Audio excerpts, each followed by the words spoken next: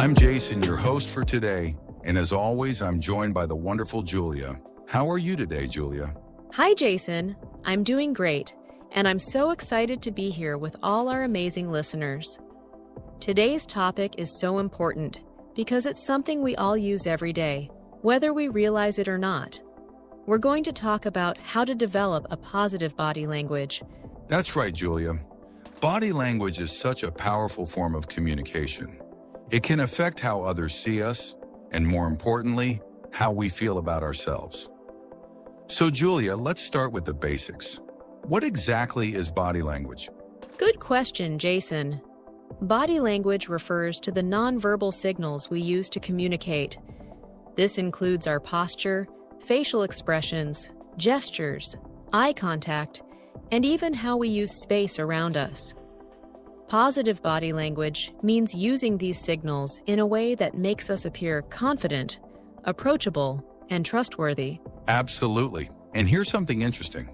Studies show that more than half of our communication is nonverbal. So even if you're saying the right words, your body language could be sending a completely different message. That's so true. For example, if someone says they're confident but they're slouching, avoiding eye contact, and fidgeting, their body language might tell a different story. Exactly. So, Julia, let's dive into some practical tips. What's the first step to developing positive body language? The first step is posture. Stand or sit up straight, but not in a stiff way.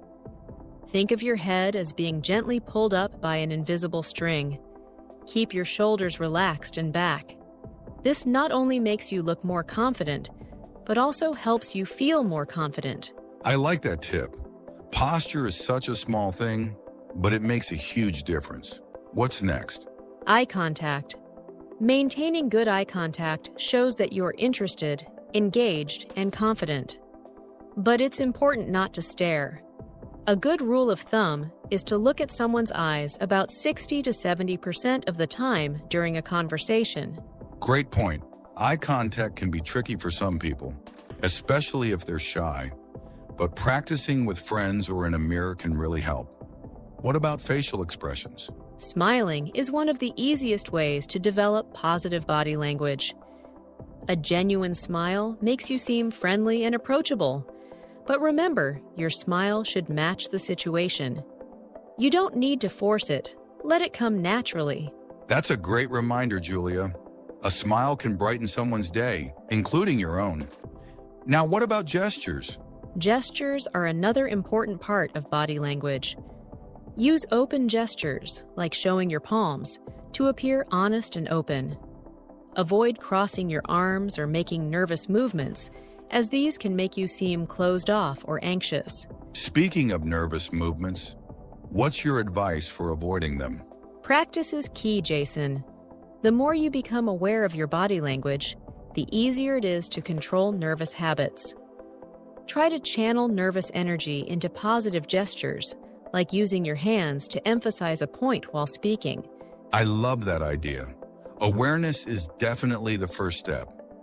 Now let's talk about something people often forget: how we use space. Yes, personal space is important. Respecting someone's personal space shows that you're considerate and aware. At the same time, standing too far away can make you seem distant or uninterested. Find a balance that feels natural for the situation. That's such a good point, Julia. So far, we've talked about posture, eye contact, facial expressions, gestures, and personal space. Let's sum it up for our listeners. Developing positive body language is about being open, confident, and engaged. Exactly, Jason. And it's not just about how others see you, it's also about how you feel about yourself. When you use positive body language, you can boost your self-confidence and make better connections with others. That's a great takeaway, Julia. Before we wrap up, do you have any final tips for our listeners? Yes. Practice, practice, practice. Positive body language isn't something you learn overnight. Start small. Maybe focus on your posture one day and eye contact the next. And remember, it's okay to make mistakes. The key is to keep improving. Well said, Julia. And for all our listeners, we have a little challenge for you. This week, pick one tip from today's podcast and try to use it every day. Let us know how it goes in the comments section or on our social media. That's a great idea, Jason. We'd love to hear your stories. And don't forget to subscribe to the Personal Growth Talks podcast for more tips and inspiration. Thanks for joining us today, everyone. We'll see you next time. You didn't bring your homework. I know. Why? I forgot. Again. Yeah. That's not an excuse. I had practice. And Got home late.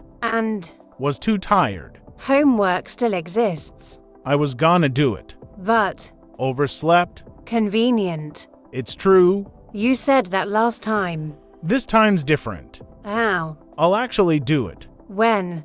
Today, What's stopping you? nothing. So why didn't you do it before? I don't know. That's a problem. I'll fix it. How? I'll do the work. Show me. Right now. Now's a good time. I don't have my notebook. Of course. I left it at home. Another excuse. It's not. You're full of them. I'll bring it tomorrow. You said that last time, too. I mean it. Prove it. How? Let's start with the first question.